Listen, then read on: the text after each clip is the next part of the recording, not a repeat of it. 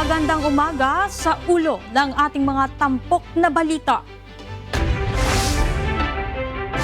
Vice President Sara Duterte, tinawag na isang crucifixion ang impeachment trial laban sa kanya.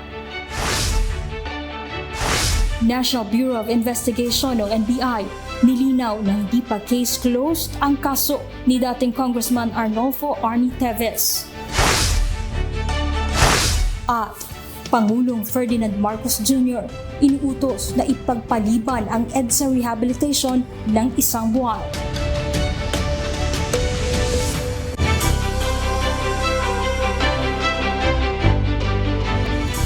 Patuloy ang paghahandang ginagawa ng legal team ni Vice President Sara Duterte sa nalalapit na pagsisimula ng impeachment trial laban sa kanya.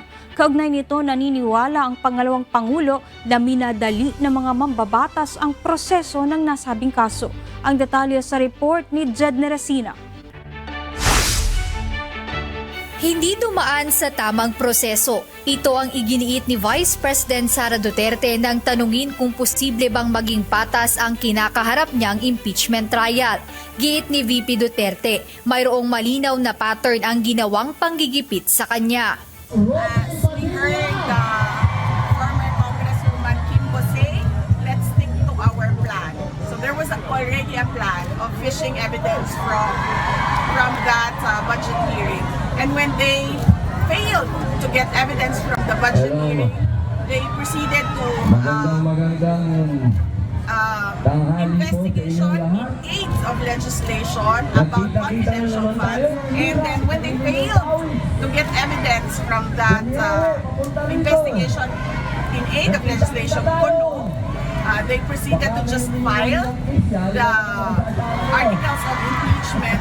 Dagdag ng pangalawang Pangulo, hindi rin isinama ang ibang ahensya sa mga pagdinig tungkol sa confidential funds. Yet, it was only the Office of the Vice President that was invited to that hearing in aid of legislation, and no other department was invited to speak about confidential funds. And what they did there was harass, threaten our staff from the Office of the Vice President.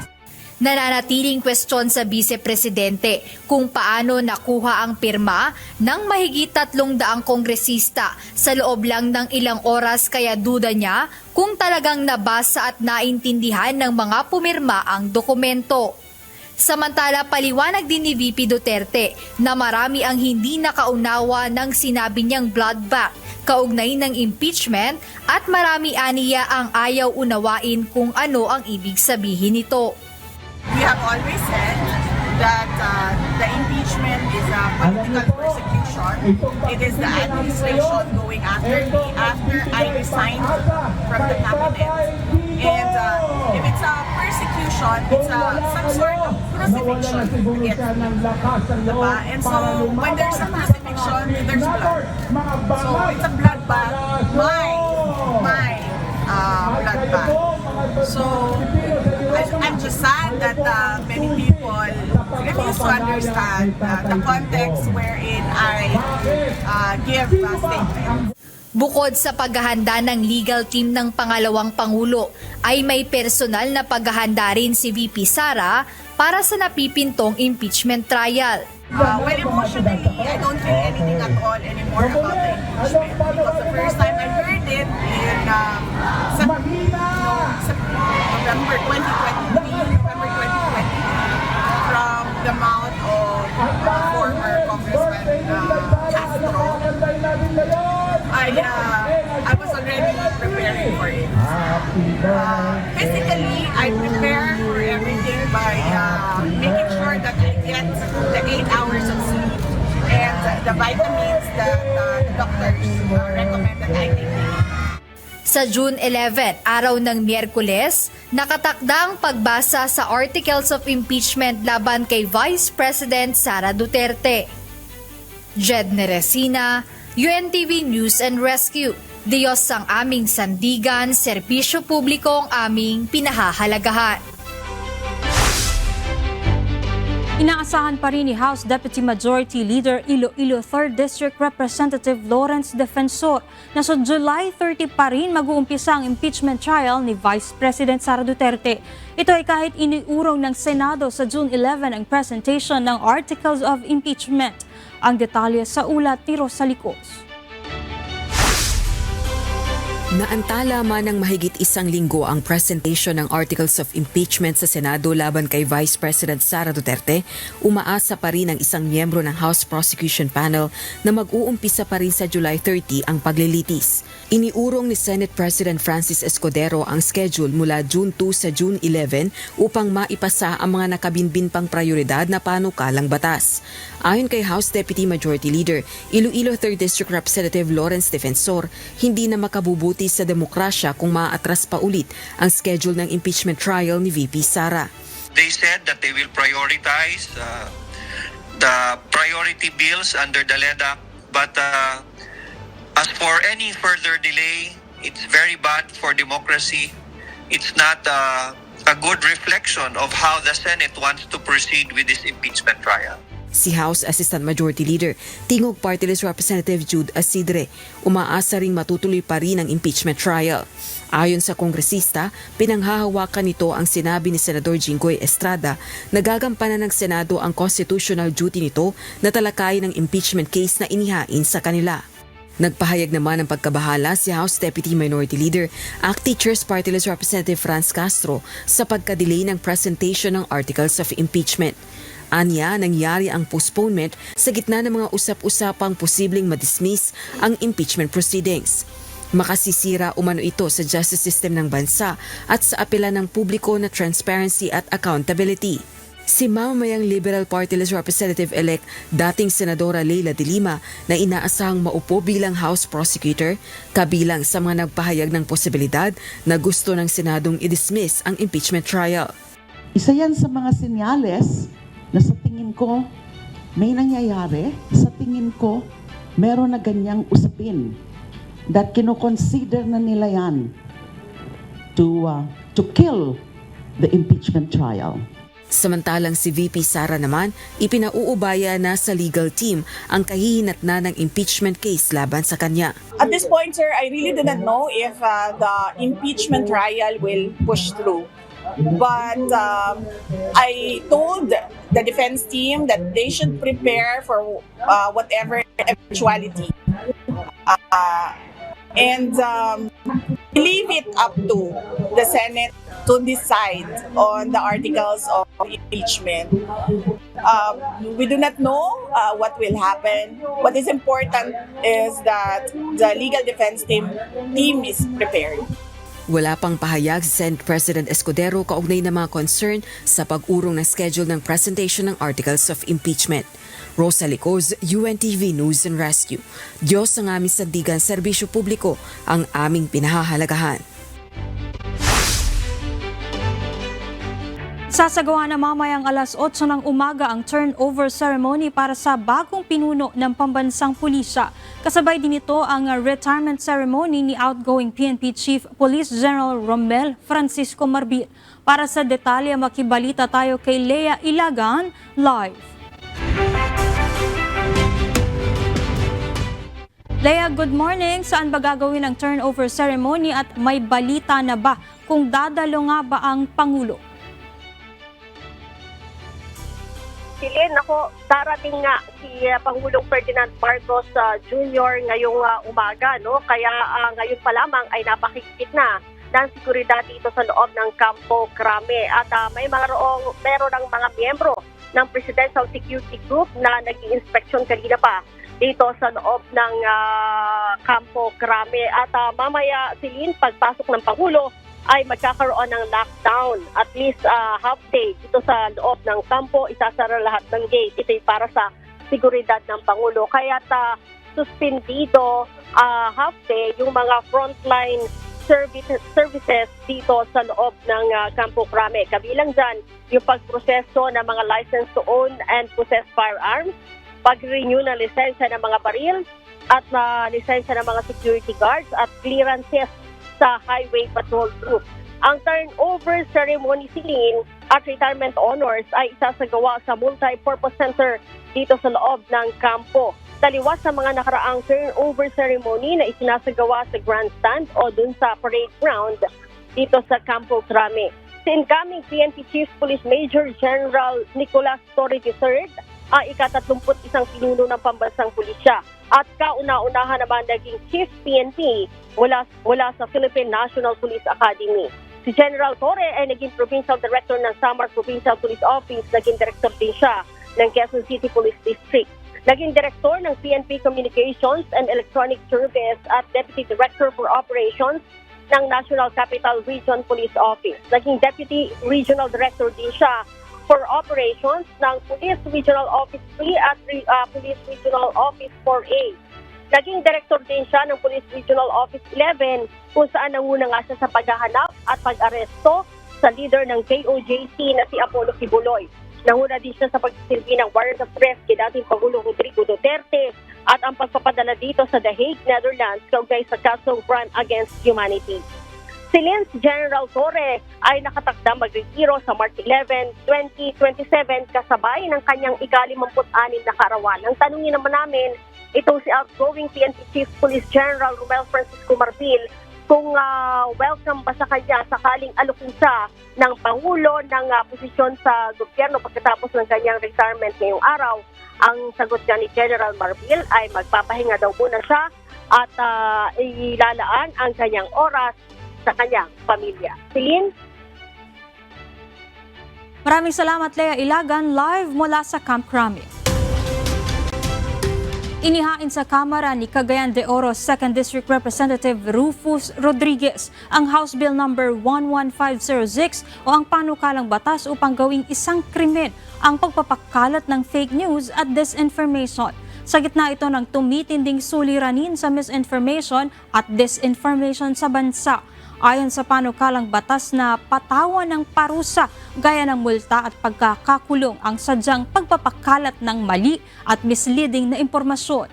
Tiniyak naman ang kongresista na may nakapaloob na judicial safeguard sa panukalang batas upang maprotektahan ang freedom of expression.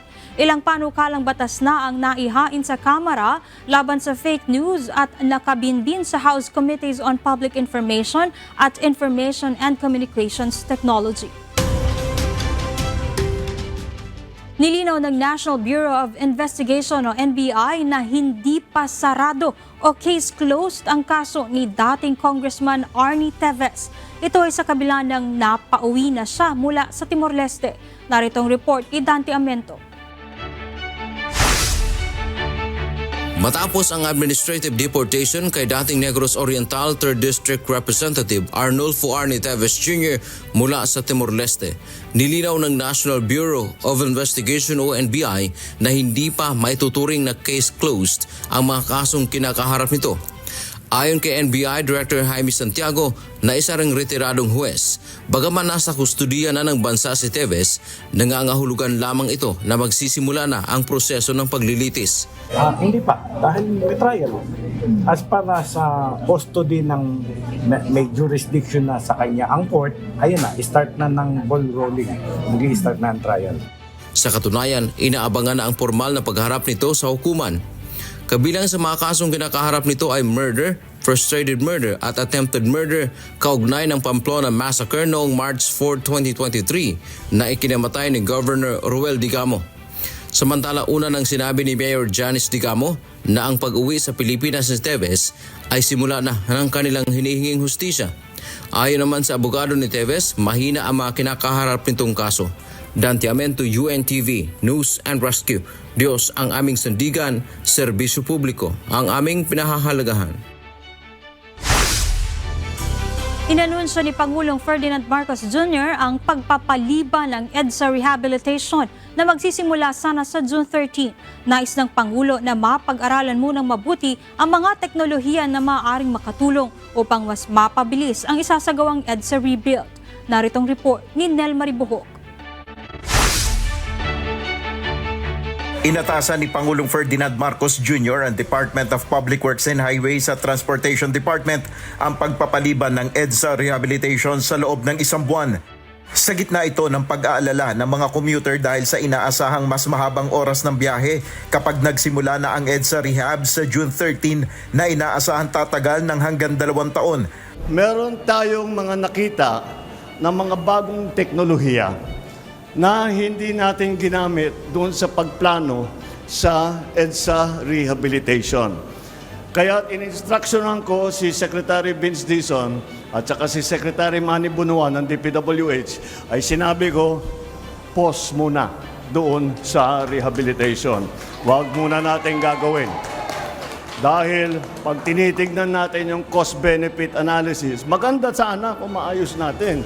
Ngunit, ang laking sakripisyo ng 2 taon na masyadong mabigat, masyadong mahigpit ang traffic. Ayon kay PBBM, ipagpapaliban muna ito ng 1 buwan upang mapag-aralan munang mabuti ang mga bagong teknolohiya upang mas mapabilis ang rehabilitasyon ng 23.8 kilometer road. Bigyan natin ang sarili natin ng 1 buwan. Pag-aralan natin itong mga bagong teknolohiya na nakikita natin. Pag-aralan natin, gumawa tayo ng magandang plano. Baka naman, imbis na 2 taon, magawa natin sa 6 na buwan, magawa natin sa 1 taon, whatever it is. Tingnan natin kung anong available sa atin. Ito ang inanunsyo ng Pangulo ng pangunahan ng First Family kahapon, ang Pamilya Pass 1+3 promo sa mga linya ng tren sa Metro Manila. Sa ilalim ng Pass 1+3 promo, makasasakay ang 4 na miyembro ng pamilya sa presyo ng 1 ticket tuwing araw ng linggo. Ayon sa Pangulo, layo nito na mas maging masaya ang pagsasama ng pamilya tuwing linggo na maliit lamang ang gastos sa pasahe. Ang kultura ng Pilipino, ang linggo, para sa pamilya yan, para sa mga mahal sa buhay, para naman mabigyan natin ng pagkakataon yung ating mga pamilya, mabigyan natin ng pagkakataon ang ating mga kababayan na maramdaman nila yung linggo. Magtatagal ang promo na ito hanggang sa huling linggo ng taon 2028. Nel Maribuhok, UNTV News and Rescue, Diyos ang aming sandigan, serbisyo publiko ang aming pinahalagahan. Suportado ng ilang senador si Pangulong Ferdinand Marcos Jr. sa pagpapaliban nito ng implementasyon ng EDSA Rebuild Project. May suggestion rin ang mga ito sa pagpapatupad ng naturang proyekto na layong mabawasan ang bigat na trapiko. Narito ang report ni Asher Cadapan Jr. Tila nabunutan ng tinik ang ilang senador matapos magdesisyon si Pangulong Ferdinand Marcos Jr. na pansamantalang ibinbin ang pagsasaayos ng Epifanio de los Santos Avenue o EDSA. Isa na rito si Senador JV Ejercito na naunang nagsabi na hindi magiging magulo kundi sobrang magulo kung isasagawa ngayon ang implementasyon ng EDSA Rebuild Project. Ikinatuwa ng senador ang utos ng Pangulo na suspensyon ng proyekto na anya ay nangangailangan pa ng totoong pagsisiyasat kaugnay ng benepisyong pang-ekonomiya nito. Aniya, umaabot sa 3.5 billion pesos ang nawawala sa ekonomiya kada araw bunsod ng mabigat na trapiko sa Metro Manila. Kaya iginigiit nito na gawin ang panukalang pagsasaayos ng EDSA kapag fully operational na ang North-South Commuter Line at ang Metro Manila Subway System. Nagpahayag naman ng pasasalamat si Senador Joel Villanueva sa pakikinig ni Pangulong Marcos sa mga pangamba ng publiko kaugnay ng pagkukumpuni ng EDSA. Kung totoong seryoso anya ang lahat sa pag-unlad, dapat tiyakin na may malawak na konsultasyon sa lahat ng mga sektor na maapektuhan ng proyekto. Nagpahayag rin ng pagsuporta si Senador Pia Cayetano sa naturang direktiba ng Presidente. Naniniwala ang senadora sa pangangailangan na gawing moderno ang mga kalsada at infrastruktura. Ngunit kailangan anyang gawin ito ng gobyerno sa paraang maliit ang magiging abala sa mga bumabiyahe na ang nais lang naman ay makarating sa trabaho, makapasok sa paaralan o makauwi sa kani-kanilang mga tahanan. Sang-ayon rin si Cayetano sa direksyon ni PBBM na pagtuklas ng modernong teknolohiya at makabagong paraan ng konstruksyon na makatutulong sa pagpapabilis ng proseso ng EDSA Rebuild. Pinuri naman ni Senador Grace Poe ang naturang aksyon ng Pangulo. Paliwanag ng mambabatas, ang pagsasara ng bahagi ng pangunahing lansangan ng walang sapat na paghahanda ay magreresulta ng kaguluhan at lalong magpapalala sa hirap ng mga motorista at commuter. Asher Cadapan Jr., UNTV News and Rescue. Diyos ang aming sandigan, serbisyo publiko ang aming pinahalagahan. Hindi na muna ipatutupad ng Metropolitan Manila Development Authority o MMDA ang implementasyon ng odd-even scheme na sisimulan sana sa June 16. Ito ay matapos na ipag-utos ni Pangulong Ferdinand Marcos Jr. na suspendihin muna ang EDSA rebuild. Naritong report ni Benedict Samson. Pag-aralang mabuti at gumamit ng modernong teknolohiya. Ito ang ipinag-utos si Pangulong Ferdinand Marcos Jr. sa Department of Public Works and Highways, Metropolitan Manila Development Authority, Department of Transportation at iba pang ahensya patungkol sa EDSA rebuild. Nitong linggo, inanunsyo ng punong ehekutibo na suspendido muna ang EDSA rebuild.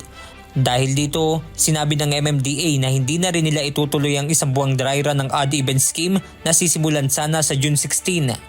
Sa isang pahayag, sinabi ni MMDA Chairman Attorney Romando Artes na nakahanda sila na sundin ang utos ng Pangulo at paraan na rin nila ito upang humanap ng solusyon sa pagresolba sa mabigat na daloy ng sasakyan sa EDSA. Suportado rin ng DOTR ang inanunsyong suspensyon sa EDSA rebuild. Anila, kung matutuloy ito ay halos nasa 2 taon ang magiging kalbaryo sa mga motorista at commuters. Benedict Samson, UNTV News and Rescue. Diyos ang aming sandigan, serbisyo publiko ang aming pinahahalagahan.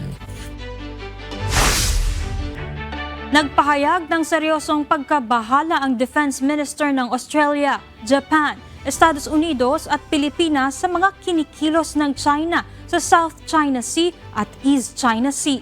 Nagpulong ang mga Defense Minister ng 4 na bansa sa isinasagawang Shangri-La Dialogue sa Singapore nitong weekend. Ang detalye sa report ni Ryan Lacanlalo.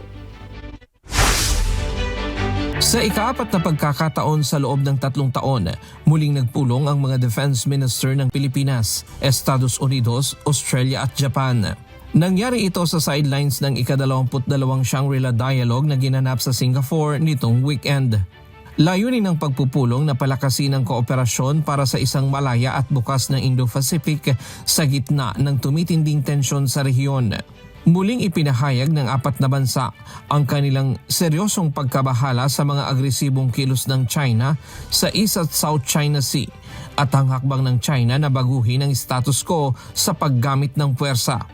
Binigyang diin ng mga defense chief ang mapayapang pagresolba sa mga alitan alinsunod sa international law gaya ng UNCLOS. Kabilang sa mga napagkasunduan ang 4 na pangunahing hakbang. Pagkakaisa sa mga proyektong pangmilitar tulad ng radar at training centers, pagbabahagi ng impormasyon para maprotektahan ang karagatan at himpapawid, mas matibay na depensa laban sa cyber attacks, at pagtutulungan sa mga operasyon sa dagat. Bukod dito, nakipagpulong din si Defense Secretary Gilberto Teodoro Jr. sa mga opisyal ng European Union, France, United Kingdom, Sweden at Lithuania. Natalakay nila ang pagpapalawak ng kooperasyon sa maritime security, cybersecurity, defense technology at rules-based international order. Samantala, binueltahan ni Secretary Teodoro at AFP Chief of Staff General Romeo Browner Jr. ang propaganda ng China kung saan hindi umano sinasagot ng Pilipinas ang mga issue sa West Philippine Sea. May kumakalat kayo na video na ayaw sagutin ni Chief of Staff ang provocations sa South China Sea daw. Sa Chiesian Reef, hindi ko alam kung ano ang ibig sabihin nun eh. Yan ay utos ng Peking, hindi Beijing Peking. Yan ang tunay na pangalan ng China. Kahapon hinarang ako at yun nga pinipilit tayong tanungin. Pero dahil nagmamadali kami, papunta kami dun sa isang meeting natin, bilateral meeting. Hindi ko sinagot. But then later on, naglabas sila sa WeChat, binaliktad nila yung istorya na umiiwas daw tayo sa mga tanong nila about West Philippine Sea at yun nga ang paratang nila na tayo daw yung nag-infiltrate or nag-encroach, pumapasok dun sa teritoryo nila. Kaya tama lang na iniwasan ni CS. Ako, akala ko tunay na journalist. Nakipagsagutan ako. Dahil Pilipino, inaagrabyado nila yung Pilipinas. Di natural, sasagutin ko. Lalaban tayo. Di tayo papayag na api-apihin. Ayon kay Teodoro, imbes na magpadala ng Defense Minister sa Shangri-La Dialogue ang China, mga Peking journalists ang kanilang ipinadala. Imbes na magpadala sila ng Defense Minister, nagpapadala sila ng mga bata na nagpapanggap na journalist, na ahente ng intelligence nila na nagtatanong na balagbag tapos binabaliktad ang video. Ako, nung ako tinanong, nakipagsagutan ako na matagal. Dahil tinanong nila sa akin kung tayo daw ay proxy lang ng Amerika. Sabi ko, hindi tayo proxy. Natural, Pilipino tayo eh. Pero sila magnanakaw ng teritoryo. Nagsagutan na kami nagsagutan, hindi pa nilalabas yun. Pero baka baliktarin na naman nila at ilabas. Ryan Lacanlale, UNTV News and Rescue. Diyos ang aming sandigan, serbisyo publiko ang aming pinahahalagahan.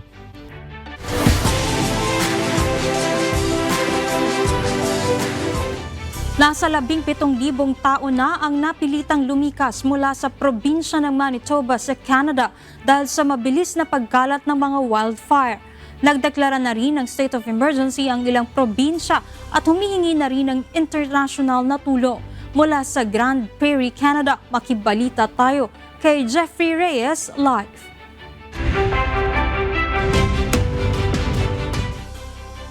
Yes, Jeffrey, good morning. Yes, good morning Kuya, good morning Celine. Nasa 188 wildfires na ang kasalukuyang nananalasa sa iba't ibang bahagi ng Canada at ilang bahagi ng Estados Unidos. Karamihan dito ay sa Manitoba at Saskatchewan kung saan nga idineklara ang state of emergency. Ayon sa pinakahuling update ng mga opisyal, may 25 aktibong sunog ngayon sa Manitoba at 11 sa mga ito ay kumakalat na lamang ng walang kontrol. Partikular na sa lungsod ng Flin Flon, Manitoba na nasa 5,000 residente ang nailikas kung saan mga bombero at support personnel na lamang ang naiwan. We're speaking to people from Flin Flon, Creighton, Puckatawagan, who've been evacuated. Today we're setting up cots at the Lila soccer field, and it really just underlines how serious the situation is in Manitoba right now. Sa Saskatchewan naman ay may 17 sunog ang naiulat. 8 dito ay hindi pa nasusugpo ayon kay ayon kay Premier Scott Moe, libo-libo na ang napilitang lumikas sa kanilang mga tahanan dahil sa wildfire.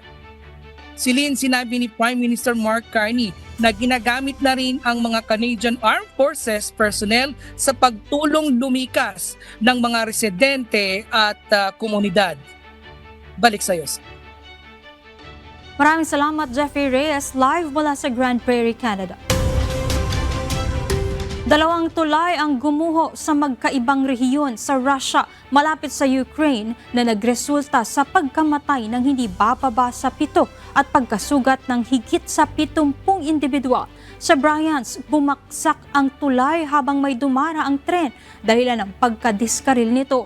Habang sa Kursk naman, gumuho rin ng isang tulay at nasunog ang tren na tumama rito. Inimbestigahan ito bilang posibleng acts of terrorism, pero tinawag ng Ukraine ang insidente bilang false flag ng Russia upang sirain ang imahe nila bago ang nakatakdang peace talk sa Turkey. Ayon sa mga opisyal ng Russia, patuloy ang mga rescue operation at inimbestigahan ang sanhi ng mga insidente. Nakauwi na sa hotel sa Sultan Hassanal Bolkiah ng Brunei matapos ma-admit sa isang ospital sa Kuala Lumpur dahil sa pagkapagod. Nanatili siya ng ilang araw sa National Heart Institute at pinayuhan ng mga doktor na magpahinga pa bago bumalik sa Brunei. Nasa Malaysia ang 78 na monarch para sa ASEAN Summit nang siya'y makaramdam ng labis na pagod. Taong 1967 nang maupo sa trono si Sultan Hassanal at ngayon ay kinikilala na bilang longest-serving monarch sa mundo.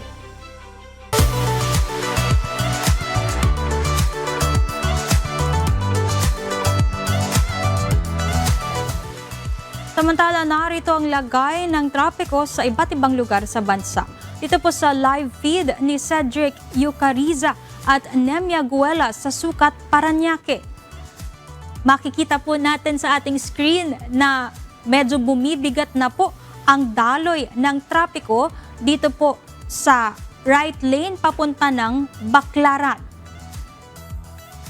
Dito naman po sa left lane going to Sucat Road Extension ay maluwag naman po ang daloy ng mga sasakyan. Sa EDSA Bagong Baryo, makikita po natin sa ating screen, maluwag pa rin po ang daloy ng mga sasakyan sa papunta ng Monumento, gayon din naman po sa papunta ng Balintawak. Sa North Luzon Expressway o NLEX, as of 7:31 in the morning, maluwag po ang daloy ng mga sasakyan sa iba't ibang bahagi ng EDSA tulad ng Balintawak, Bocaue at San Fernando Interchange. Ngunit mapapansin po natin na pagdating dito sa may Kawayan, lalo na po sa paluwas ng Maynila, ay bumibigat na po ang daloy ng mga sasakyan hanggang dito po sa may Mapulang Lupa, Valenzuela. Sa drone video ni Jimmy Codinera sa Pardo Service Road sa Cebu City, light to moderate ang lagay ng kalsada sa magkabilang lane papuntang Basak at Talisay sa Cebu City. At sa kuha naman ni John Ray Torrecampo sa Cebu South Coastal Road, tuloy-tuloy po ang daloy ng mga sasakyan sa magkabilang lane papuntang Talisay City at Mandaue City. At yan ang ating traffic update ngayong umaga.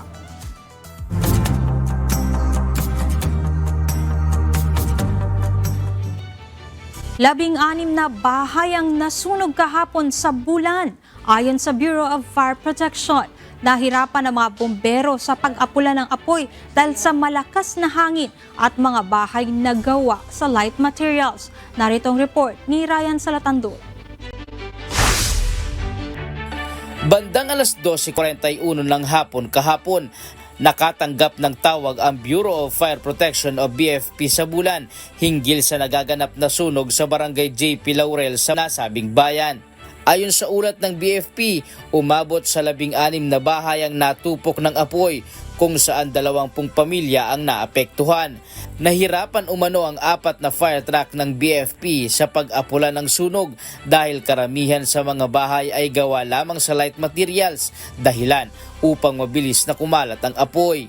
Nagbigay naman ang lokal na pamahalaan ng Bulan ng 10,000 pisong tulong pinansyal sa bawat apektadong pamilya. Bukod dito, nagkaloob rin ang Department of Social Welfare and Development o DSWD ng food at non-food items gaya ng hygiene kits, kitchen kits at sleeping kits. Inaasahan pa ang pagdating ng karagdagang tulong mula sa iba pang ahensya ng pamahalaan. Pansamantala namang nanunuluyan ang mga biktima sa mga pribadong bahay na inalok ng LGU, habang ang ilan ay nakikituloy sa mga kamag-anak at ang iba na may nananatili sa barangay hall ng lugar. Patuloy pa rin ang investigasyon ng BFP Bulan upang matukoy ang sanhi ng naturang sunog. Ryan Salatandol, UNTV News and Rescue. Diyos ang aming sandigan, serbisyo publiko ang aming pinahahalagahan. Inalis na ng Regional Task Force o RTF Canlaon itong linggo ang pagbabawal sa pagpasok sa 6-kilometer extended danger zone ng Bulkang Canlaon. Ngunit nananatiling mahigpit ang kanilang pagmamatsyag sa aktibidad ng bulkan sa rehiyon ng Negros Island. Ang detalye sa report ni Alan Manansala.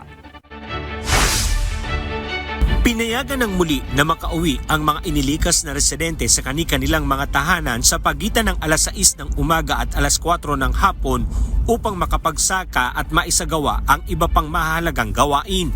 Ito ay matapos i-lift ng Regional Task Force Negros Island ang pagbabawal sa pagpasok ng 6-kilometer extended danger zone ng Mount Canlaon. Ipinatupad ang pagbabawal noong Mayo 28 matapos makita noong Mayo 26 at 27 ang ilang mga senyales na maaaring mauwi sa biglaang pagsabog ng bulkan. Sa isang memorandum na may petsang Mayo 30, muling iginiit ni Raul Fernandez, Direktor ng Office of Civil Defense Western Visayas at tagapangulo ng RTF Canlaon, na nananatili sa Alert Level 3 ang Bulkang Canlaon, isang antas ng matinding pag-aalburuto o magmatic unrest, at mariing inirekomenda sa mga local disaster risk reduction and management offices na ipagpatuloy ang mahigpit na pagmamanman sa mga apektadong lokal na pamahalaan. Binanggit ni Fernandez ang Canlaon Volcano Bulletin ng Philippine Institute of Volcanology and Seismology o PHIVOLCS mula alas 5 ng umaga hanggang alas 5 ng hapon noong Mayo 30 bilang batayan ng desisyon ng RTF na alisin ang pagbabawal epektibo Mayo 31. Batay sa datos noong Mayo 30, naitala lamang ang 12 volcanic earthquakes, may sulfur dioxide flux na 1,012 tonelada bawat araw noong Mayo 29 at may flume o usok na may taas na 200 metro na may mahinang pagbuga patungong Hilagang Kanluran ayon sa PHIVOLCS. Samantala, 3,775 pamilya o 12,156 na individual naman ang pansamantalang nanunuluyan sa mga kaibigan at kamag-anak. Alan Manansala, UNTV News and Rescue. Diyos ang aming sandigan, serbisyo publiko ang aming pinahahalagahan.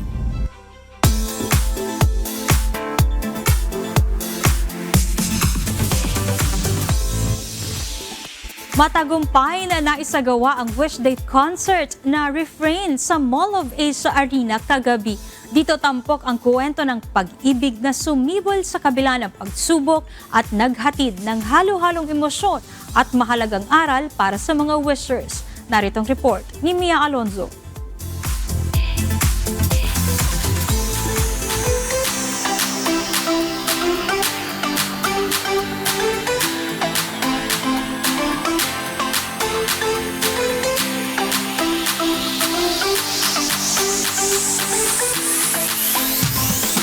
Hearts wander back to the magic of last night unforgettable Wish Date, kung saan muling binigyang buhay ng mga talentadong artista at pinatingkad ng original Filipino music ang makabagbag damdaming pagsasalaysay ng nag-iisang Dr. Clark. Mala roller coaster na emotion para sa mga wishers ang naging hatid ng Wish Date Refrain na ginanap sa Mall of Asia Arena kahapon.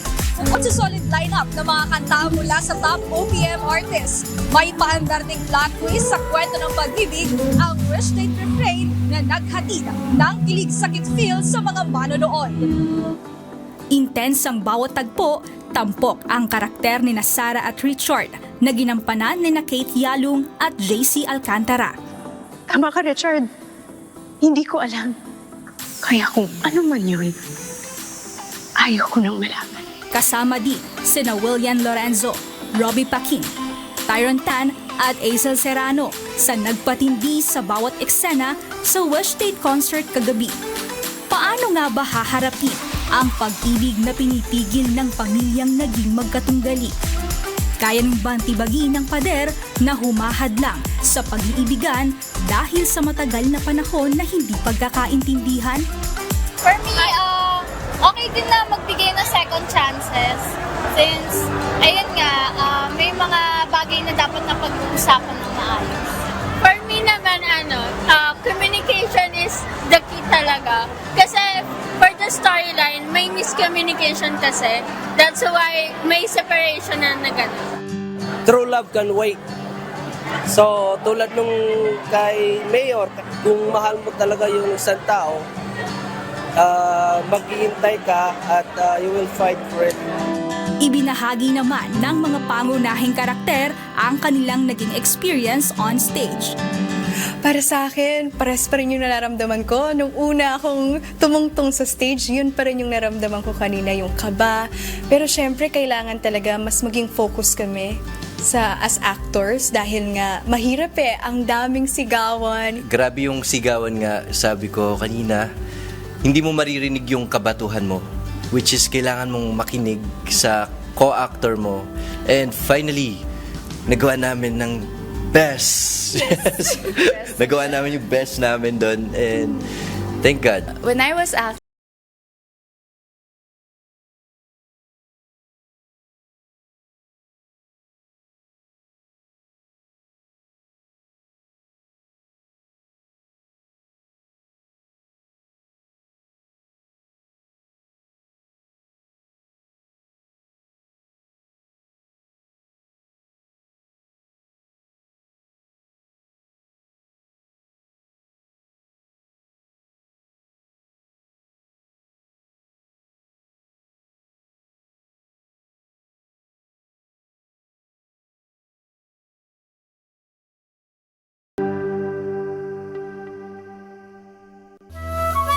At sa ating iiwang mga salita ng Diyos na ating sandigan mula sa Book of Proverbs chapter 4 verse 13 na nagsasabi, hawakan mong mahigpit ang turo, huwag mong bitawan, iyong ingatan sapagkat siya'y iyong buhay.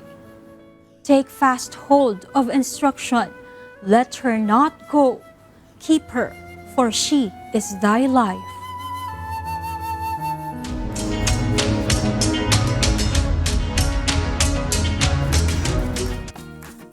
Oil price update muna para sa mga kasangbahay nating motorista. Magpapatupad po ng dagdag bawas sa presyo ng mga produktong petrolyo ang mga kumpanya ng langis ngayong linggo. Sa pagtaya ng oil industry players, tataas ng 20 hanggang 40 centavos ang presyo ng kada litro ng gasolina. Ang diesel naman ay inaasahang madaragdagan ng hanggang 30 sentimos kada litro. Pero good news naman dahil magkakaroon ng hanggang 20 sentimos na rollback sa bawat litro ng kerosene. Wow! Parang di tayo nanalo dun. Kala ko 20 pesos na eh. Kulang eh. Naku, kabahan na tayo pag 20 pesos ang itinaas.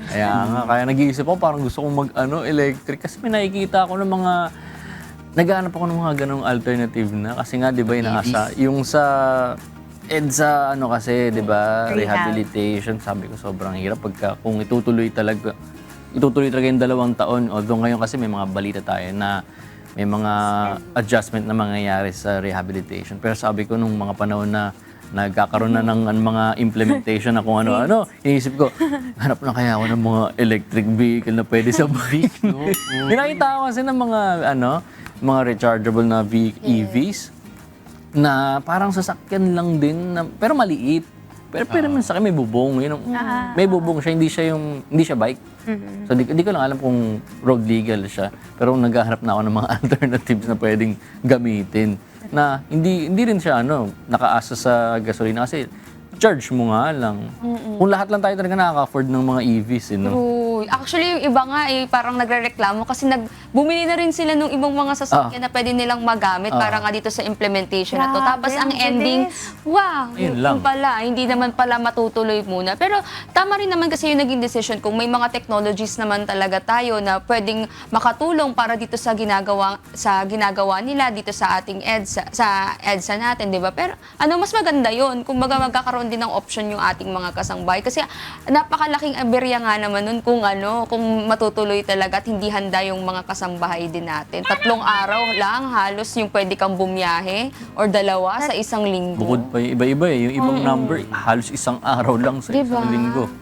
Yung 3 paano and 7 yung nag-work yata talaga ng araw-araw, tapos yun yung mode of transportation nila, yung kanilang mga sasakyan. Mas magastos kung araw-araw din silang mag-ride, gagamit ng mga ride-hailing app. Pati nga, di ba? Kasi ang mahal problema pati yung mga ride-hailing apps natin kung Pero allowed ba sila? Hindi sila kasama sa yung odd-even scheme. Pero hindi pa naman tuloy. Sana magkaroon muna sila ng proper discussion para di rin tayo malito bilang mga... Usap-usap. Pero ang kagandahan naman kasi, kaya din nila sinuspend nga para daw hindi masyadong maalarma yung mga tao tsaka yung inconvenience nga sa tao. So, ayun, let's hope for the best. Parang yung NCAP lang din kasi nung una nilang in-implement yan, ang daming reklamo na ang dami daw nilang violation. Pero ngayon, dahil ang haba nung time na nasabi rin sa mga tao na magkakaroon na ng NCAP, kahit papano, hindi na ganun kadami yung nagrereklamo. Meron pa rin, pero hindi na kasing lala nung pandemic. Tama. Ito naman po, mga kasangbahay, traffic advisory naman po mula sa Quezon City. Asahan na po ang posibleng pagbagal ng daloy ng trapiko sa ilang kalsada sa lungsod. Bukas po, June 3 mula alas 4 ng madaling araw. Naku, medyo maaga po ito ha. Bunsod po ito ng isasagawang bike ride event ng Quezon City Department of Public Order and Safety o DPOS bilang bahagi po ng pagdiriwang ng World Bicycle Day 2025. Narito po ang mga kalsada na dadaanan ng ruta ng bike ride activity na magsisimula po sa Risen Garden sa City Hall compound. Sa Team A po na manggagaling sa Gate 3 papuntang Regalado Avenue, dito po mga kasangbahay sa Kalayaan Avenue, Mayaman Street, Maharlika Street, Masaya Street, Commonwealth Avenue at Regalado Avenue. At sa Team B po naman na manggagaling sa Gate 2 hanggang Mindanao Avenue, dito po sa Elliptical Road, North Avenue, Mindanao Avenue at Q City Bus Stop Route 5. Magkakaroon po ng mga nakaantabay na tauhan ng Traffic and Transport Management Department o TTMD at Department of Public Order and Safety o DPOS para po maisaayos ang inaasahang pagbagal ng daloy ng trapiko sa mga nabanggit na lugar. At pinapayuhan din po ang mga maaapektuhang motorista na dumaan muna sa alternatibong ruta. Check nyo rin po kasi ngayon, medyo maulan. Talagang mabagal din ang mga takbo ng mga sasakyan kasi syempre bilang pag-iingat. So hanap kayo ng mga ways na kung saan mas madaling makakapunta po kayo sa inyong mga destination. Pero kung doon sa mga navigation apps, mga users tayo, pwede tayong mag-update na umaandar na tayo, ganun. Para din meron tayong, kunwari, sa Waze, ganyan. Makikita ng ibang users kung gano'n naka-traffic. Parang nakakadagdag ka dun sa dun sa mga, parang dahil ginagamit mo siya, makikita kung ilan yung daloy talaga ng trapiko, yung traffic jam, makikita ilang oras, tapos makikita kung gano'n katagal kang makakapunta dun sa destination mo kapag nakiki-update tayo. Ngayon, parang tingin ko, di lang ganun ka-advisable nito yung pag-update na yun sa mga lugar na mayroong NCAP. Kasi ground siya for ang tawag doon, distracted driving. So, pwede ka mamultahan pagka gumamit ka ng phone mo. Pag nakita sa camera, kasi nakikita na, kaya hawak mo yung phone mo, kung ipinipindot ka sa phone mo, pwede kang magkaroon ng penalty. Hindi ka rin makapag-explain. Yun nga rin yung sinasabi ng iba na parang ang mahirap dito, hindi ka pwede magpaliwanag daw. Talagang may evidence na agad. Paano kung nakalagay lang dun sa may dashboard mo? Parang Hindi mo pwede i-operate. While driving. dapat kasi Kahit hindi nga, naman talaga sinasabi nila, kahit nga, di ba, basta nasa NCAP zone ka, kahit nga kunyari stoplight, kahit nakatigil, hindi ka pa rin pwede mag-phone. Pero di ba natural naman talaga na hindi pwede mag-phone? Kaya yung iba, nakalagay na lang sila dun sa dashboard. Pero syempre, para mag-update ka nung mo, Hindi, bago ka navigate, kailangan naka-input na yung, di ba, kung saan ka pupunta, na automatic na yun kapag pumasok ka doon sa mismong app. Yung update, sabi mo kasi, i-update natin habang, di ba, sabi Hindi, mo, kapag umaanda na yun, kung saan na siya nag-update.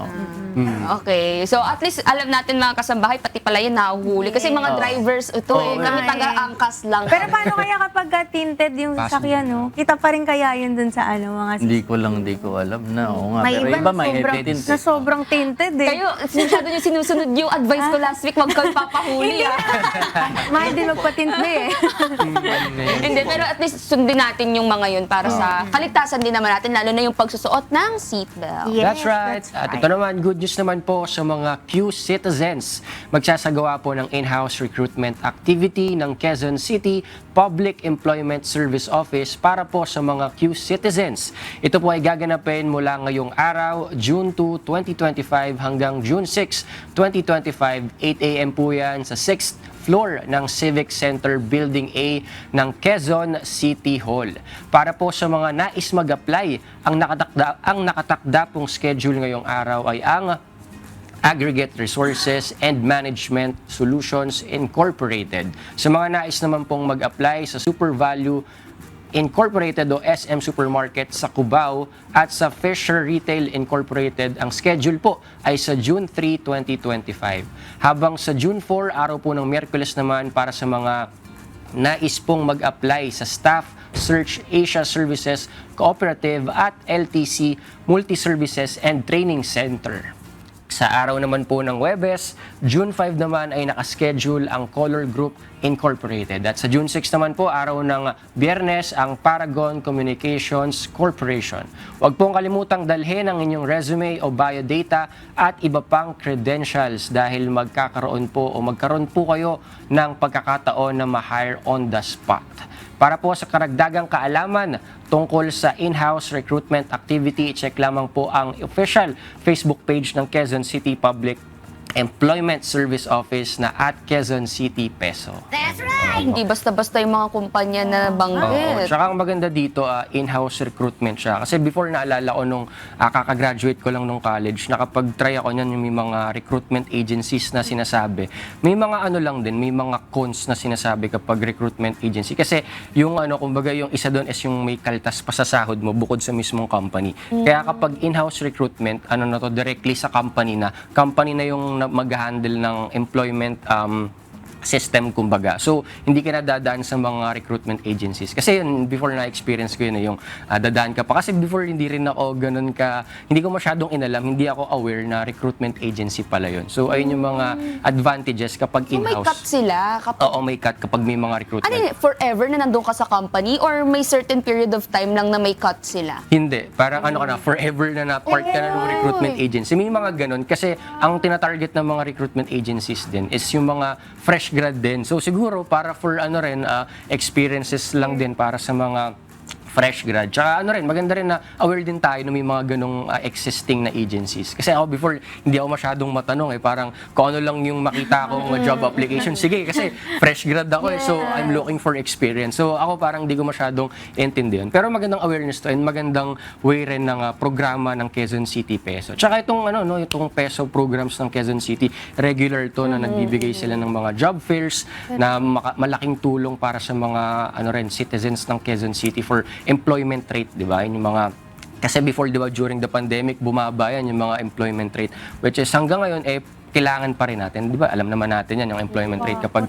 tumataas, mas gumaganda rin ang ekonomiya. And ang Quezon City, isa sa may mga malaking shares sa Philippines when it comes to GDP. Kaya magandang programa ng Quezon City. Yeah. At hindi dyan nagtatapos, Ian, dahil may job alert din po tayo para sa mga kababayan nating taga Muntinlupa City. Hiring po ang city government ng Pollution Control Officer. Ang qualifications po ay nakapost sa official Facebook page ng Muntinlupa City na @official Muntinlupa City. Habang ang requirements po ay ang mga sumusunod: licensed engineers or chemists na may 2 years experience sa environmental management. Nasa field ng engineering of physical and natural sciences na may at least 3 years of experience sa environmental management. Para naman sa iba pa pong professionals na interesadong mag-apply ay at least 5 years naman na relevant experience sa environmental management. Pinapayuhan po ng Muntinlupa LGU na personal ang pag-submit ng updated resume at letter of intent sa City Human Resources Management Department o CHRMD sa second floor po yan ng main building ng Muntinlupa City Hall. Para po sa mga katanungan, tumawag lamang sa hotline ng CHRMD sa 862-2525 Local 10546. That's right! Ayan. Dito naman papasok nung kailangan may experience ka na. Kaya dapat talaga magkaroon muna tayo ng experience dun sa ibang mga trabaho dito sa larangan ng environmental management para makapag-apply din naman tayo dito. Syempre kasi siguro tinitignan natin ang pagsisilbihan natin dito yung mga kapwa natin Pilipino talaga, yung ating mga mamamayan. Kaya itong local government unit ng Muntinlupa City, talagang experience yung mga hinahanap natin. Baka mas malaki yung gagampanan natin na role dito sa ating local government unit. Kaya dun po sa may mga kakayahan at syempre yung may mga experiences na pagdating po sa larangan na yan, apply na po kayo sa ating pong local government unit. Nakakatuwa na highlight ngayon yung mga gantong klaseng mga line of work. Kasi before, parang hindi siya, kunyari, tinanong mo yung isang bata, kunyari, anong gusto mo maging paglaki? Gusto ko maging piloto, doktor, pilot, di ba? Yun yung mga usual na sinasabi. Minsan hindi na bibigyan ng, kumbaga, hindi na highlight yung mga gantong klaseng mga trabaho na importante rin eh. Hindi natin nabibigyan ng importance yung mga, kasi naalala ko dati may mga kaibigan ako sa school ng mga sanitary engineers. Sabi ko, ano ginagawa ng mga sanitary engineers? Yung iba, inaasar pa yung mga sanitary engineers, janitor, sanitary engineer kasi. Pero ang laki pala ng mga roles ng mga sanitary engineers sa mga landfills natin. Marami, kumbaga malawak din yung sakop nila ng mga lugar. Siguro isa tong job opening na to na pwede rin nilang applyan, di ba? Na pollution control specialist sila na yung kasi natin, yung kumbaga yung pollution, parang inisip, nandyan na yan, parang wala na tayong nagagawa dyan. Pero may mga specialista pala tayo, may mga professionals tayo na in charge para mabawasan naman yung pollution dito, lalo na dito sa metro. Parang may napabalitan yan before na sanitary engineer din siya. Nakagawa siya ng parang bacteria na kumakain ng mga dumi sa mga ilog. Yung parang gano'n. So ganun yung nila, yung line of work nila, ganun yung ginagawa nila. Ang rangal nun, di ba? Para sa ikabubuti at ikagaganda ng ating kalikasan. Tama. Kaya apply na po dyan sa LGU ng Muntinlupa. At ito na po, may good news naman po para sa mga senior citizen ng Navotas City. Mayroon na pong schedule ng pamamahagi ng Senior Citizen Social Pension para po sa mga ipinanganak mula Enero hanggang Hunyo ngayong taon. Para po sa mga beneficiaries mula sa Barangay North Bay, Boulevard South, gagawin po ang distribution ng inyong social pension bukas po, June 3, araw yan ng Martes, sa Navotas Sports Complex. Simula po 9 a.m. hanggang 12 noon para po sa apelidong nagsisimula sa letter A to C. Habang 1 p.m. naman po to 3 ang letter D hanggang G.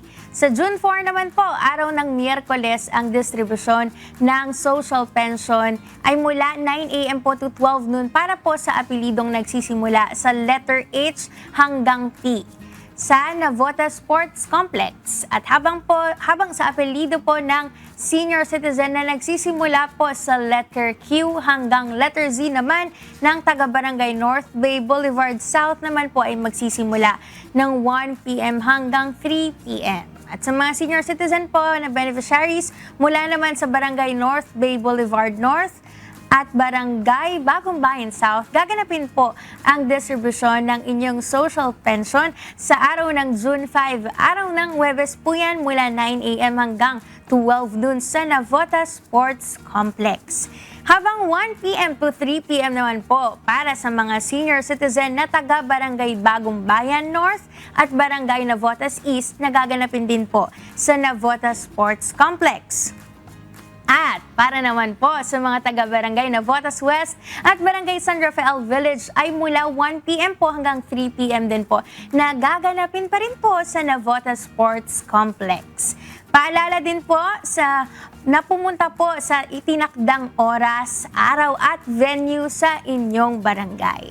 Para po sa complete po na listahan ng requirements, bisitahin lamang po ang official Facebook page ng Navotas City na @Navoteño Ako. Ayan, medyo mahaba po yung ating advisory mga kasangbahay. I-check nyo na lang po kung medyo nalito po kayo dun sa mga barangay at kung ano po yung venue dun po sa official Facebook page ng Navoteño Ako. Pero ang kagandahan dito kasi para hindi random na pupunta isang bagsakan lahat ng mga beneficiaries natin, alphabetical yung mga apelido. So, yung mga binanggit natin na mga apelido, yun muna yung pupunta sa araw na to para hindi nga naman magkagulo at saka may kaayusan yung pagdidistribute ng kanilang social pension.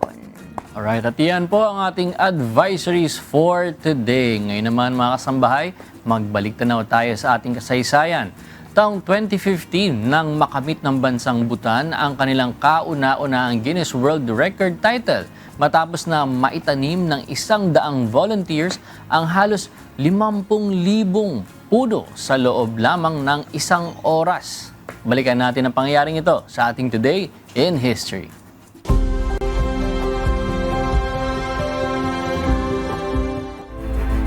June 2, 2015. Sa araw na ito ay naitala ng 100 volunteer mula sa bansang Bhutan ang bagong world record sa pamamagitan ng pagtatanim ng 49,672 na puno sa loob lamang ng 1 oras. Ang Bhutan ay isang maliit na kaharian na matatagpuan sa Himalayas sa pagitan ng China at India at mayroon lamang populasyon na halos 800,000. Mahigit 75% ng lupain sa bansang ito ay nababalot ng gubat at patuloy na pinangangalagaan ng mga mamamayan. Taong 2015 ay inorganisa ng Bhutan Eco Green Initiative Network ang isang tree planting event sa pakikipagtulungan sa Ministry of Agriculture and Forest. 100 volunteers ang nagsanay ng mahigit 1 linggo at nakibahagi sa pagtatanim para sa world record attempt na isinagawa sa Thimphu, ang kapitolyo ng bansa. Alas 8 ng umaga nang simula ng pagtatanim ng iba't ibang uri ng indigenous tree species na kinabibilangan ng blue pine at cypress. Matapos ang 1 oras ay naitanim ang lahat ng 50,000 samplings, ngunit ang 328 ay hindi ibinilang dahil hindi nakapasa sa pamantayan. Sa kabila nito ay nahigitan ng Bhutan ang dating record na nagawa ng India noong 2012 kung saan nakapagtanim ito ng 40,885 na puno sa loob ng 1 oras. Kinilala naman ng Guinness World Records ang bagong title para sa most trees planted in 1 hour na nagsilbing kauna-unahan para sa bansang Bhutan.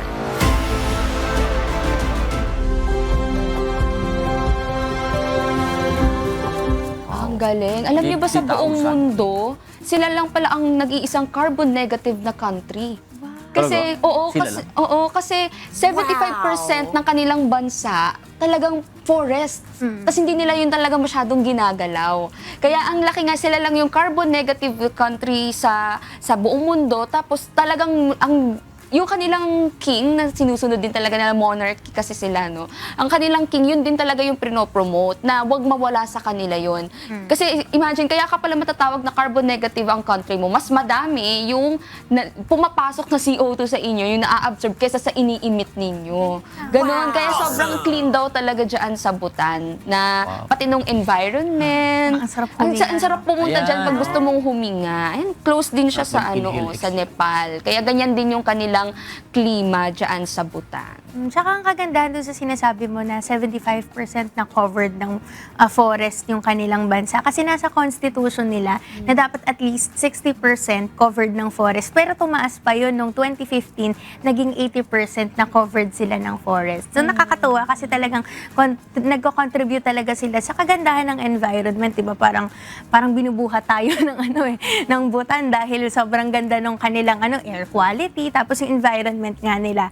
So ang kagandahan sa kanila din, di ba sa atin, halos sa buong mundo, ang measure ng success ng isang bansa, ng economy, is yung GDP.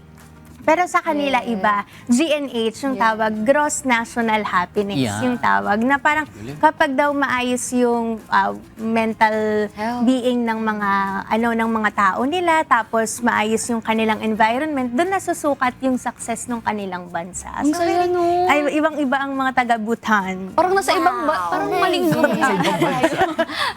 parang dapat yata nandyan tayo kung gusto lang natin masaya, gano'n. Pero yun nga, totoo yung sinabi ni Ira pagdating dyan. Pero pag-usapan natin yung naging tree planting naman. Kasi imagine, 100 lang yung volunteers, pero ang tinanim nila, bawat isa ay 108 na mga puno.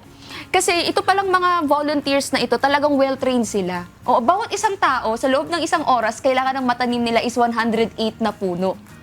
So, trinain din talaga itong 100 volunteers na ito na matanim ng mabilis itong kanilang mga puno. Tapos talagang kumbaga lahat sila umattend ng seminar na kailangan lahat sila well-equipped, talagang marunong sa pagtatanim. Tsaka karamihan pa dito ay mga kabataan kasi Buddhist sila, makaramihan sa kanila Buddhist. So, sinusunod nila yung isa sa mga aral ng Buddhism na dapat daw ang mga kabataan talagang involved pagdating sa environment. Isa sila sa nakakatulong pagdating sa environment. Kaya grabe yung pagsuporta ng mga youth nung time na to diyan sa ginawa nilang tree planting activity. Youth tsaka mga students yung mga volunteers dito. Tsaka talagang manually nilang tinanim yung mga pampuno. Kasi kung ginamitan pa nila ng machine, na-imagine ko kung gaano pa karami yung pwede nilang maitanim na puno. Kaya ang ganda nun, ang gandang initiative. Tsaka yung rin pala, itong pag-tree planting sa Bhutan, sa kultura nila, siya considered na magandang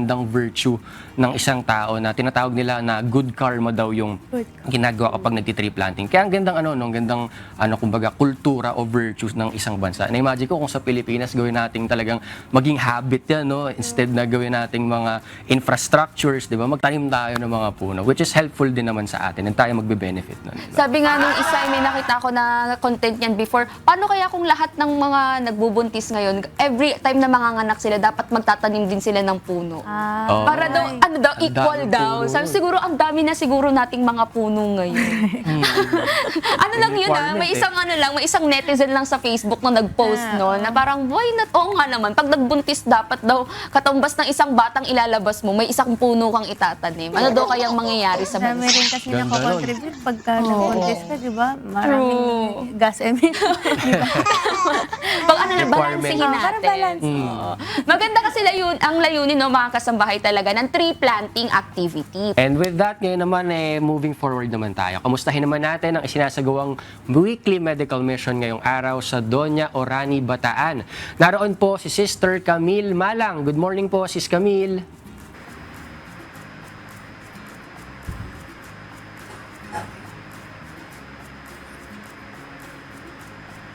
Yes, morning, Sis good morning Kuya, and syempre good morning rin po sa iyo, Brad Ian. Live pa rin po tayo, nagbabalik mula rito sa ating MCGI Clinic dito po sa Barangay Doña Orani, Bataan. And of course, patuloy pa rin po yung pagdating ng ating mga kasambahay dito sa ating area or sa ating clinic po. Dahil nga po open ng ating registration until 9 a.m. Tuloy-tuloy pa rin po yung pagdating ng ating mga kasambahay para makapagpa-register sa kanilang medical services na i-avail ngayong araw. Bagamat may pag-ulan-ulan pa rin po dito sa bandang Orani, ay meron pa rin po tayong mga kasambahay na nagpipilit pong pumunta dito. And syempre po, awat tulong ng Diyos po ay atin po silang mapag-serbisyohan. And actually, Brad Ian, meron po tayong nakausap dito kanina na magkaibigan po. May nakausap po tayo dito kanina na sila po ngayon ay magpapa-check up. So sila po ay mula rito sa Barangay Doña. Dito po mismo, malapit lang po sa ating venue. And actually, iba't ibang barangay pa rin naman po yung ating napapag-offeran ng iba't ibang services. Pero ang good point po na nandito po sila malapit sa Doña, dito po sa Barangay Doña, ay pwede po nilang lakarin yung atin pong clinic at makapagpa-check up. Eto po sila, si Nanay Lydia at si Nanay Arceli. Tama po ba? Good morning po. Morning din po. Morning din po. Ayan, sila po yung magkaibigan na nakausap ko kanina. Ayan, batang-bata po sila, no? Hindi pa po halata. Pero talagang bakas na bakas po yung ganda po sa kanila. And kanina po nabanggit po ni Nanay Lydia na dito lang po siya sa tapat ng ating MCGI Clinic nakatira. So, kumusta naman po, Nanay Lydia? Good morning po. Mabuti naman po. Ayan, Nanay Lydia, kwento mo naman po sa ating mga manonood or sa ating viewers ngayon kung kumusta po yung experience dito since nabanggit nyo po kanina na hindi nyo na po first time sa ating MCGI Clinic. Po. Tatlo na pong punta ko rito, kaya nahihiya na po sana akong bumalik. Kaya lang po, pinagbigyan pa rin po ako na bumalik dito. Oo naman po. Nanay Lydia, actually po, welcome na welcome po. Wala naman pong problema sa ating clinic, lalo na po sa ating mga kasamang volunteers and staff kung magbalik-balik tayo. Siyempre po, para rin naman po yan sa kalusugan nyo. Ayan, matanong ko lang po, Nanay Lydia, ano po ba yung pina-check up natin or yung pinapa-check up po natin? Mataas yung diabetes, yung sugar, saka yung dugo pumuputi, nagtatangagaw, saka UTI at potassium. Pero nung po, nagpapasalamat po ako sa Diyos at saka po kay kapatid na Rason. At nakilala ko po sila. Ako po nakapag-check up. Marami pong salamat. Salamat po sa Diyos. Nanay Lydia, ano naman po ba yung mga experience nyo so far dito sa ating MCGI Clinic? Ano naman po yung mga na-observe nyo? Ano na po ba yung mga na-receive nating services? Ganun. Gumaling ako sa pamamagitan ng Diyos, sa gamot. Nakatulong din sa akin, nakakuha ako ng tungkod na ayaw kong maputikan.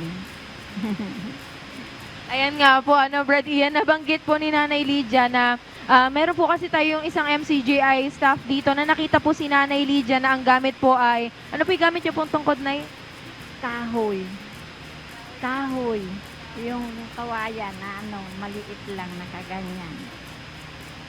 Ayan po, and tulong po ng Diyos, siya po ay ating nabigyan ng bagong tungkod. Yun nga lamang po ay, si Nanay Lydia po ayaw niya pong gamitin kasi baka raw po marumihan and since umuulan maputikan. Pero dapat po gamitin nyo po yun, Nanay Lydia. Okay po ba? Gagamitin ko na po kahit maputik. Hindi ko na po itataas. Ayan, hindi niya na raw po itataas kasi ang nabanggit niya po kanina, Ayaw niya raw pong marumihan, ayaw niya pong maputikan. Kaya kapag ginagamit niya po and may dumi, tinataas niya po. So talagang malakas pa rin si Nanay Lydia. And kumustahin naman natin yung kanyang kaibigan ng kanyang best friend, si Nanay Arcelina. First time naman dito sa ating MCGI Clinic. Good morning po. Okay naman po at ako'y nagpapasalamat at malapit lang yung pa-check-upan at medyo nakaminos ng gastos. Pasalamat po ako kay Lord. Nakita ko nga si Ate Lydia. First time ko naman nakita, nakatagal namin hindi nagkikita. Parang natuwa naman ako. Yun nga, parang nagbibiroan kami kanina. Salamat po at baka matulungan din ako at madalas ako mahilo. Yun lang naman ang naramdaman sa hilo. Kaya pasalamat ako sa Panginoon na nandito malapit. Ayan po, salamat po sa Diyos sa ating dalawang nanay na magkaibigan. Ayan po sila. Good morning po sa inyo. Pwede po kayong kumaway dyan para sa ating mga kakilala po. Ayan po dyan sa ating camera. Ayan, salamat po sa Diyos. And Brad Ian, marami po talaga tayong napapagsilbihan, lalong-lalo na po dito sa ating area po sa Barangay Doña, no? Bukod nga po sa nakakabawas na raw po sa gastos, ay tuwang-tuwa po sila na mas nalapit po mismo. Parang ang feeling daw po nila kanina, yung mga doktor na yung lumalapit sa kanila para ma-check up sila and magamot po sila. And as of 7:30 a.m. po, Brad Ian, meron na po tayong total of 130 registered patients kung saan sa ating medical consultation po sa adult, meron po tayong 39. Sa pediatric consultation, meron po tayong 5. And sa dental services po, meron po tayong total of 67. Kung saan sa dental extraction po, meron po tayong 40. Sa cleaning, 12. And yung sa pustiso po natin, or dentures, meron po tayong 15. And sa optical services with free reading glasses, meron po tayong 19. And God willing po, lahat po ng ating registered patients at sa mga darating pa po before ang ating cut-off ay ating pong mapapagserbisyohan ng iba't ibang libreng medical services sa tulong po ng ating mga medical doctors po na volunteers and mga kasama po nating staff dito. And mula po rito sa ating MCGI Clinic sa Bataan, balik po sa inyo, Brad Ian. Maraming salamat, Sis Camille Malang, live dyan po no, sa Barangay Doña, Orani, Bataan. And of course, kasama rin po natin ang ating mga doctors dyan. Yan po ay sina Dr. Jed Mostajo, Dr. Miriam Malyari, Dr. Melanie Peña-Flor, Dr. Dennis Alcantara, Dr. Lilian Alcantara, Dr. Girani Marquez, and Dr. Serena Carlos. Para naman sa mga kababayan nating may legal concerns, nandyan po sina Sis Ruth Soriano at Sis Joanne Mercado. At syempre, kasama rin ang staff ng MCGI Medical Team, sila Brad Amor Tulalian, Sis Crisanta Batanes, Sis Heidi Valderramos, Brad Raymond Revese, Sis Mean Koykoyen, and Sis Des Nunez. Ayan, salamat sa Diyos sa ating mga volunteers, doctors, and professionals talagang lagi nakikisa sa weekly medical mission. Yung iba nga ay araw-araw din, diba? Meron pa tayo sa La Verdad Diagnostic Center na Monday to Friday din yung mga serbisyong ibinibigyan din sa mga kasangbahay natin. Saka tuwing Friday sa atin, diba? Nung nabanggit mo nga kanina, pinag-uusapan natin na halos 500 yung ating na-accommodate last Friday sa MCGI Clinic sa Marikina. At nakakatuwa kasi dun pumupunta yung mga kasangbahay natin, yung mga iba, mga first-timers, natutuwa sila kasi sinasabi nila na accommodating daw yung mga tao. At sa kanila po nanggagaling yun. Hindi naman po kami nagbubuhat ng aming bangko. Sa kanila po mismo galing na natutuwa sila dahil libre nga lahat. Sila po yung patunay na wala silang binabayaran kapag nagpupunta sila sa mga gawain natin. Saka hindi daw ganun yung ine-expect nila dahil alam nila libre eh. Akala nila yung magkakagulo yung mga tao, pero nagugulat sila kasi sobrang ayos ng may sistema, talagang kina-accommodate sila. Tapos yung may pagkain sila throughout na nandoon sila. Ang laking bagay daw nun, lalo na dun sa mga pamasahe lang ang dala-dala pagpunta doon sa ating clinic. Kaya salamat sa Diyos kasi nakakatulong tayo sa kahit na maliit na paraan na kaya natin. At sa awat tulong ng Diyos, lagi naman si Kuya Daniel, di ba? Yes. Pinapaisip talaga sa kanya ng Diyos kung ano yung mga dapat gawin para mas makatulong pa tayo sa ating mga kapwa-tao na nangangailangan. Kaya sa mga susunod, expect natin mas malaki yung mga gagawin natin ng mga pagtulong sa ating mga kapwa-tao. Ka-good vibes yung mga ganitong balita. Kaya dagdagan na natin ng good vibes ang umaga natin. Nabatiin natin ng happy 26th Sabbath Anniversary Bossing, Brother Victor Cosare. Boss Vic. Anong atin, Brad Vic? Happy Sabbath. Mga kasambahay, are you looking for high-quality skincare that won't break the bank? Visit BeautyWorks Plus Aesthetics Lounge and Training Center, located at Rizal Avenue in Taytay, Rizal, and the Big Orange Building in Caloocan. They offer a wide range of beauty treatments and also provide certification through fast-track training programs and test the NC2 options. A big thank you to Ms. Glenda Vasquez for taking such great care of my skin. BeautyWorks Plus, affordable treatments, amazing results. And of course, thank you po sa Natural One Salon for making my hair healthy and looking great. Alam niyo ba mga kasangbahay, sila lang po ang one and only hair salon in the Philippines that offers no harsh chemical treatments, 100% all-natural organic hair color options at walang haircut for women. You can check them out at Natural One Salon on Facebook and other social media platforms. Natural One ang #1 at babatiin ko lang po, medyo mahaba po. Yung mga kasama po natin sa diagnostic po sa La Verdad po sa Apalit, ang Dental Friday po na naka-duty po dyan sina Dr. Mon Puchon, Dr. Manny Lotok and Sis Beth Lotok, Dr. Lilian Alcantara and Dr. Dennis Alcantara, Dr. Grace Santiago, Dr. Nani Marquez, Dr. Wilson Buhayo, Dr. Lani Buan. At sa ating dental tech po, sina Brad Marlon de Guzman at kasama po si Sis Sally. Hello po. At ang mga assistants po, sina Sis RJ, Sis Aida, Sis Edna, Sis Lizelle, Sis Alice, at ang iba pa pong staff na sina Brother Jerry Rabago, sa X-ray po yan, sina Sis Marisa, Sis Lina, Sis Elaine, Sis Franz, at Sis Joyce. And advance happy birthday po kay Doc Manny Lotok sa June 8. Salamat po sa Diyos. Yes, La Verdad Diagnostic Clinic natin. Yon. And we would like to thank Lendason Gas Corporation, your partner for all industrial and special gases needs. Their other products include regulators, welding and cutting outfit, centralized supply and manifold system, and pipeline installation. For inquiries, please contact them at 8824-0867 and 8824-9360. May pahabol lang po ako na gustong batiin. Yung mga nakasama ko kahapon sa hike sa Mount Ulap, Benguet, ang Kilo Outdoors, mga kasama kong binagyo. Good morning sa inyong lahat. Sana masaya ang gising ninyo. Good morning. Maraming salamat po ulit sa lahat ng mga nanood sa atin simula kanina sa ating Rise and Shine segment with Kuya Daniel. Bukas, magkita tayo muli, God willing, dito lamang sa Good Morning, Kuya!